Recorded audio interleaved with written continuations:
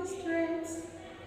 Okay, आज हम इस वीडियो में पाठ 4 के अभ्यास के बारे में पढ़ेंगे, जिसमें हमें पेज नंबर 36 और 37 पर भाषा मंजूषा दिया हुआ है, जिसमें आपको संख्या के बारे में दिया गया, संख्या के भेदों के बारे में दिया गया, संख्या के कितने भेद होते हैं और हम किस तरह से हमें संख्या पहचानना चाहिए कि ये संख्या किस भेद की है। तो आइए बच्चों, आज हम पेज नंबर 36 पर भाषा मंजूषा दी है उसके बारे में पढ़ेंगे। मैं आपको यहाँ पर मैंने कुछ वाक्य लिखे हैं संख्या के, इनके नीचे मैंने रेखा खींची हुई है। इन रेखाओं को खींच करके हमको उस संख्या का भेद भी लिखना है। क्या लिखना है कि वो कौन सी संख्या का भेद है। तो संख्याओं को रेखांकित कर भेद का नाम भी लिखेंगे। उसके पहले मैं आपको संख्या के बारे में छोटे से रूप में समझा देती हूँ, जिससे कि आपको इसको समझना आसान हो जाएगा। बच्चों, हम संख्या के विषय में पढ़ आए हैं, हमने संख्या के विषय में पढ़ चुके हैं ना हम पहले। आइए दोहराएं और नाम शब्दों को संख्या कहते हैं, और हम फिर एक बार दोहराते हैं कि जो नाम शब्द होते हैं उन्हें ही क्या कहते हैं, संज्ञा कहते हैं। और इनके 3 भेद होते हैं। और इनके कितने भेद होते हैं? इनके 3 भेद होते हैं, जातिवाचक, व्यक्तिवाचक और भाववाचक। सीरियल नंबर पे सबसे पहले व्यक्तिवाचक संज्ञा आती है, फिर जातिवाचक आती है, फिर भाववाचक आती है। तो संज्ञा के मुख्य रूप से 3 भेद होते हैं। कितने होते हैं? 3, व्यक्तिवाचक, जातिवाचक और भाववाचक। जातिवाचक में और आ जाते हैं 2, द्रव्यवाचक और समूहवाचक जातिवाचक के और हो जाते हैं। लेकिन मुख्य रूप से अगर आपसे प्रश्न किया जाए कि मुख्य रूप से संख्या के कितने भेद होते हैं, तो मुख्य रूप से संख्या के 3 भेद होते हैं। कौन से होते हैं बेटा? सबसे पहले व्यक्तिवाचक, जातिवाचक, भाववाचक। ये संख्या के क्या है? मुख्य रूप से 3 भेद होते हैं, जिनका नाम है व्यक्तिवाचक संज्ञा, जातिवाचक संज्ञा, भाववाचक संज्ञा। तो सबसे पहले हम व्यक्तिवाचक संज्ञा के बारे में जानेंगे कि व्यक्तिवाचक संज्ञा क्या होती है।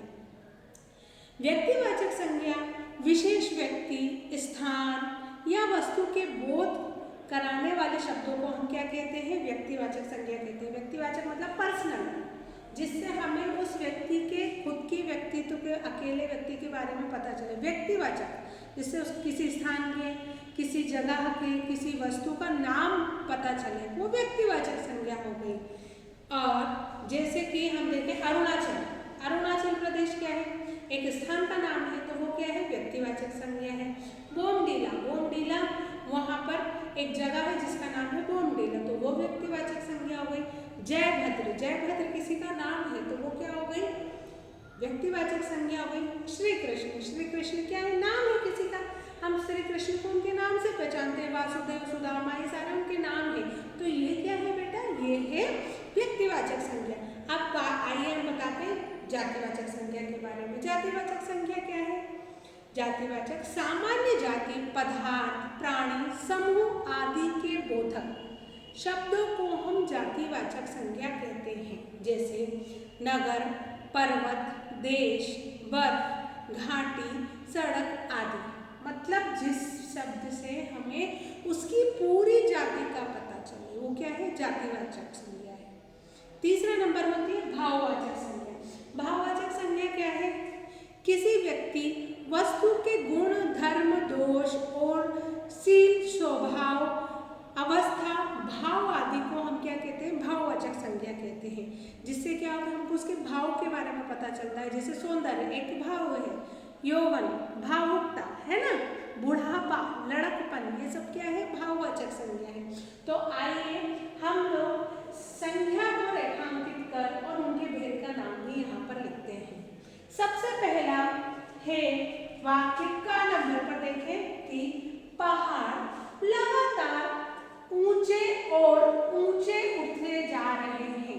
अब इस वाक्य में आप ये देखिए कि हमें किससे संज्ञा का पता चल रहा है। ये शब्द तो क्या है? हमारे संज्ञा हो ही नहीं सकते। जिससे किसी व्यक्ति, वस्तु, स्थान, जाति आदि के नाम का बोध हो, वो संज्ञा होती है। तो यहाँ पर पहाड़ क्या है? जाति। अब ऐसा तो बोल नहीं रहे कि नीलगिरी का पहाड़ नाम किसी का नहीं ले रहे हैं, सिर्फ पहाड़ आया तो पहाड़ क्या है, एक जाति है, तो ये हमारा क्या हो जाएगा, जातिवाचक संज्ञा। क्या हो जाएगा, जातिवाचक। इसको पूरा जातिवाचक संज्ञा। ओके, दूसरा दिया है हमारा, महाभारत में श्री कृष्ण ने ऐसी माया ही रची होगी। महाभारत में श्री कृष्ण ने ऐसी ही माया रची होगी। अब महाभारत क्या है, ग्रंथ का नाम है ना, ग्रंथ तो दिया नहीं, अगर ग्रंथ देते तो हम जातिवाचक लिखते, लेकिन यहाँ खुद महाभारत उस ग्रंथ का नाम दे दिया है व्यक्तिगत रूप से, श्री कृष्ण व्यक्तिगत रूप से दे दिया, तो इस वाक्य में हमारी दो संज्ञा होगी, वो भी होगी व्यक्तिवाचक संज्ञा। क्या होगी, व्यक्तिवाचक संज्ञा। क्लियर है। दूसरा है हमारा, सड़कों और दुकानों में लोगों की भीड़ थी। सड़कों और दुकानों में लोगों की भीड़ थी, तो सड़क क्या है, जातिवाचक है, दुकानों किसी दुकान का नाम नहीं है, लोगों किसी का पर्सनल नाम नहीं है, है ना, तो इससे क्या आभास हो रहा है हमें कि ये जातिवाचक संज्ञा है।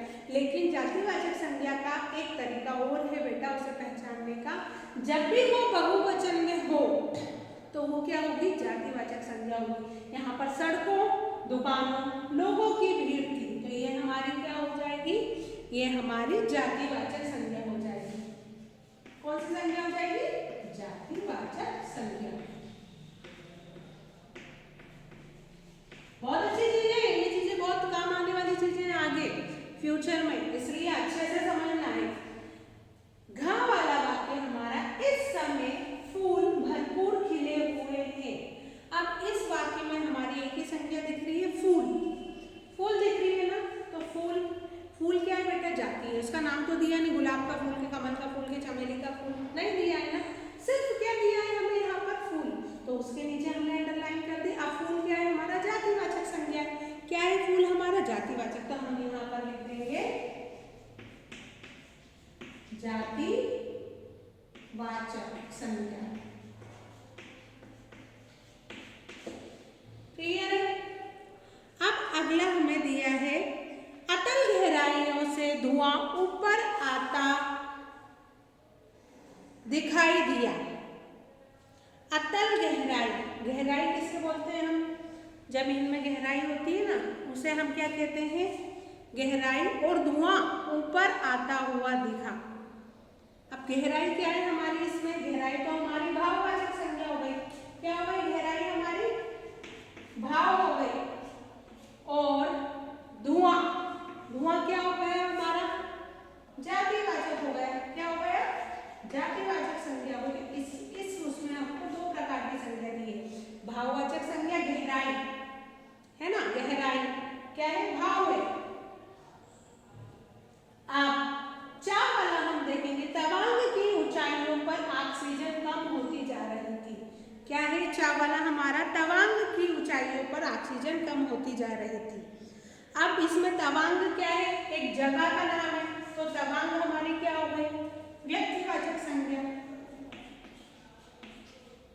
है ना, और ऊंचाइयों, ऊंचाई हमारी क्या हो गई, भाव हो गई।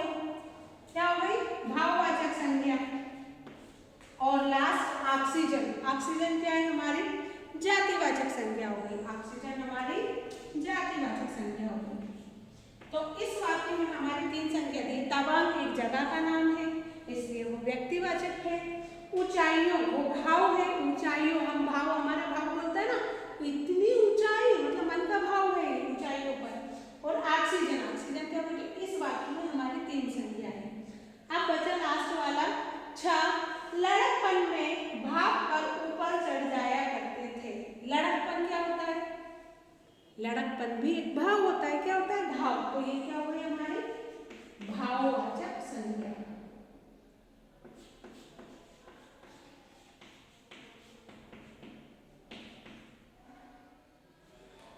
ये क्या हो गई हमारी भाववाचक संज्ञा हो।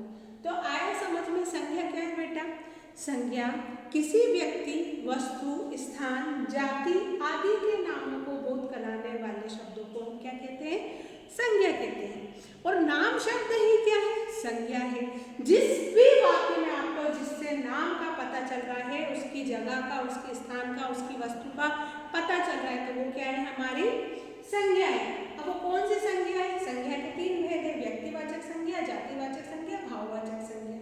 व्यक्तिवाचक में क्या होता है, जिससे किसी एक व्यक्ति के बारे में, उसके पर्टिकुलर व्यक्ति के बारे में पता चले, वो हमारा व्यक्तिवाचक है। जाति, जिससे पूरे समूह के बारे में पता चले, वो जातिवाचक है। भाव, जिससे हमें हमारे मन के भाव प्रकट हो, वो भाववाचक संज्ञा है।